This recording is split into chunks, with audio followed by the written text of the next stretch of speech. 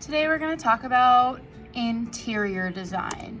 Functional design, chairs. Have you ever stopped to think how many different types of chairs there are? Deck chairs, armchairs, folding chairs, high chairs, rocking chairs, wheelchairs, theater chairs, dentist chairs, benches, beanbags, stools, thrones. The list is endless.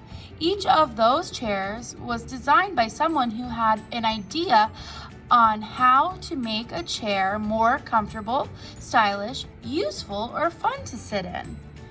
They are constructed of every possible material in every shape and size. Look through the slideshow and see some of our favorite designs, then sketch your own design of a chair.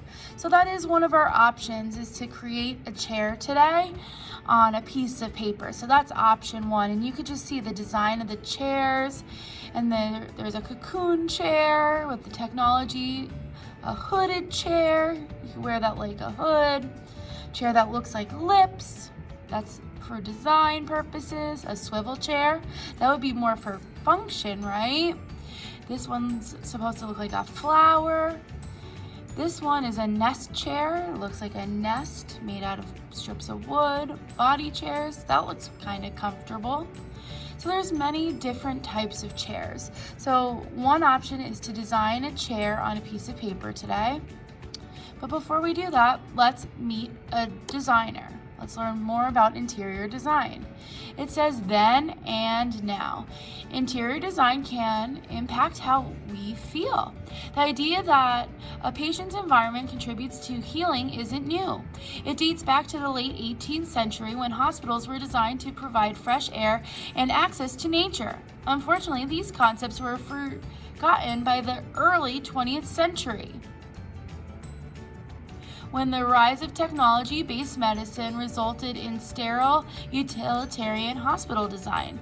Images of the Princess Ward at St. George's Hospital in London in 1914 reveal an approach to design that shows concern for order but gives little thought to the patient experience. These dark, impersonal surroundings with their noise and lack of privacy can add to patient stress.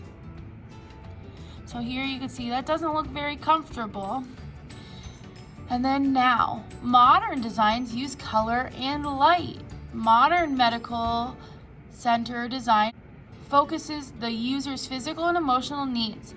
Colorful, well-designed interactive interiors such as New York City's Claire Tao Pediatric Pavilion at Memorial Sloan Kettering Cancer Center, designed by Granary Associates, create a vibrant atmosphere for healing. Light-filled spaces, the right wall colors, pieces of art, and some of the comforts of home can all improve patient spirits.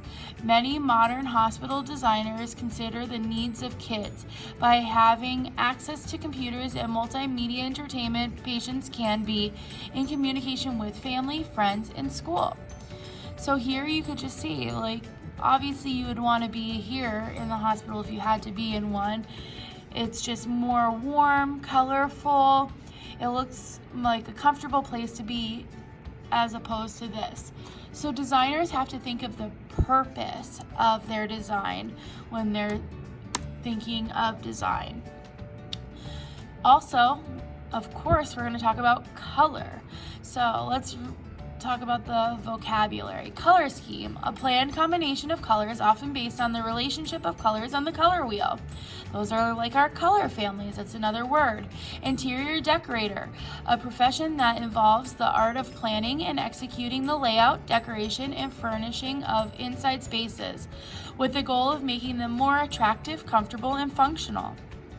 Interior decoration involves selecting colors, furnishing, flooring, lighting, and more.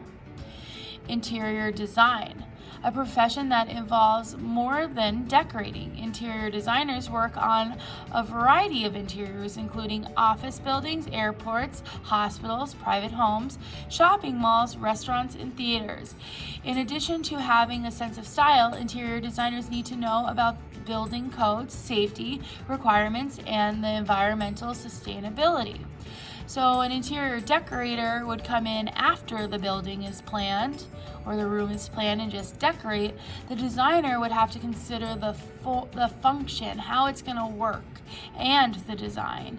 And then theme, an idea that unifies an approach to the look of a project. Themes can be inspired by a time period, world culture, or area of interest.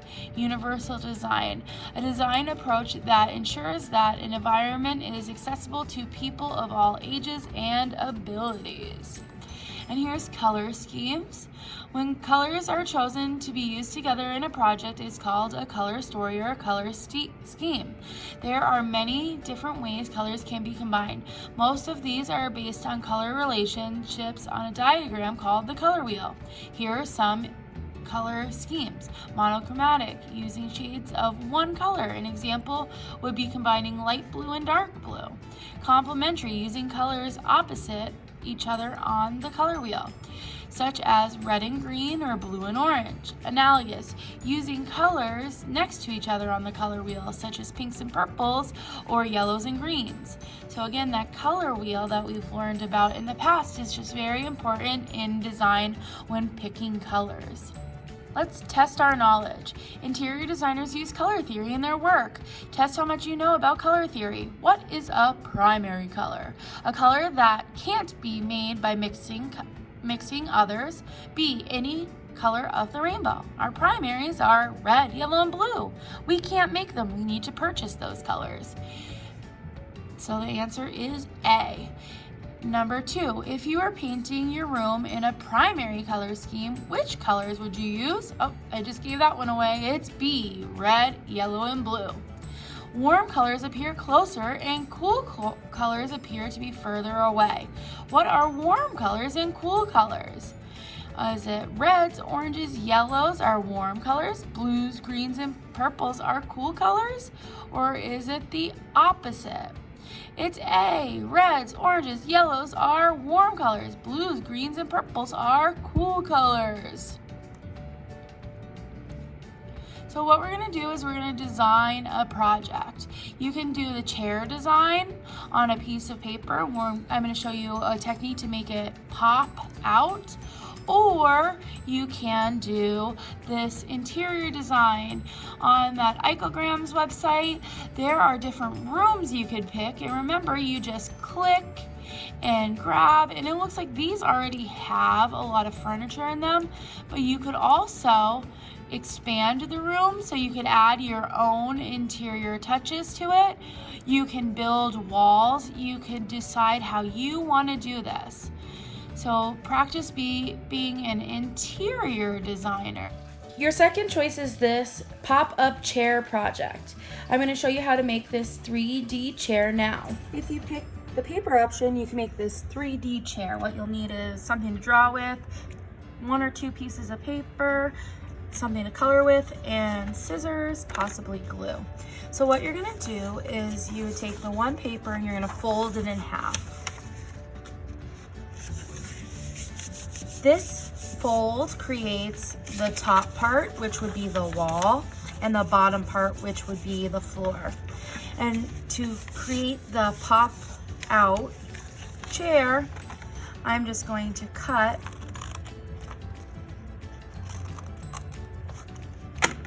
up. That's about 3 fingers wide.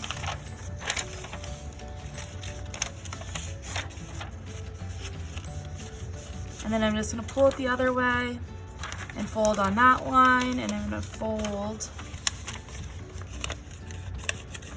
this up and that down so it sits like a seat of the chair, and this would be the legs of the chair. Now I have to design the chair. So what I'm going to do is I'm going to think about a chair that I would like to see in my home.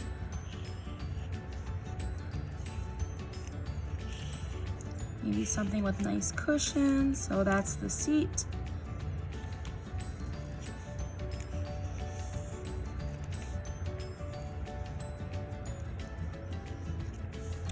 And then the top of the chair.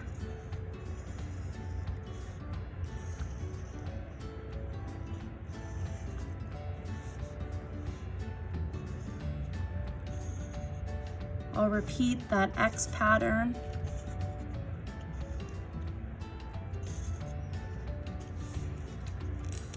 And then the front legs, again, I'm gonna repeat that curve.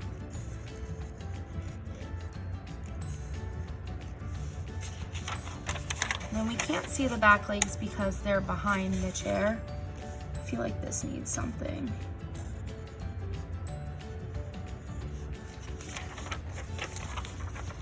And then when I fold it up, I have that 3D chair. And then I'm gonna add the details around.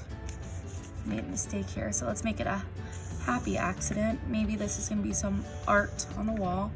And these extra steps after making the pop-up chair is practicing being an interior designer. Think about what would complement the chair. What else would you want in your design of your room? Think about style and function. Not only does it need to look good, but what types of things would you need? How can you make it comfortable or enjoyable? Add many details to your room. I'm going to fast forward this as I add details to my room and then add color. Consider repeating different elements like the letter X that I'm adding and the colors that I will be repeating. You think of what elements that you would like to repeat in your interior design. You can get started now. Remember, you have two options. You can do the digital option, in which you create a room interior on the website Icograms. It's linked in our Schoology page. Or you can follow this tutorial and create your own pop-up chair and room design. Whichever one you decide to do, remember, complete your exit ticket and let me know what you created. You can show me your work at the end of this session in the live, or you can save it and upload it to Padlet.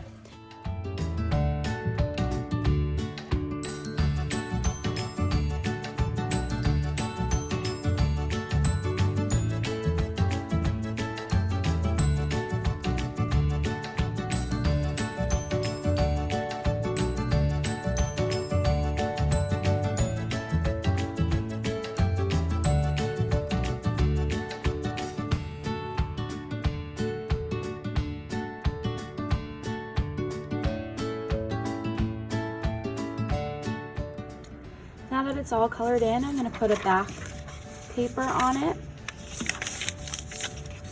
I'm just going to glue it down. This is kind of optional. It just gives it more support.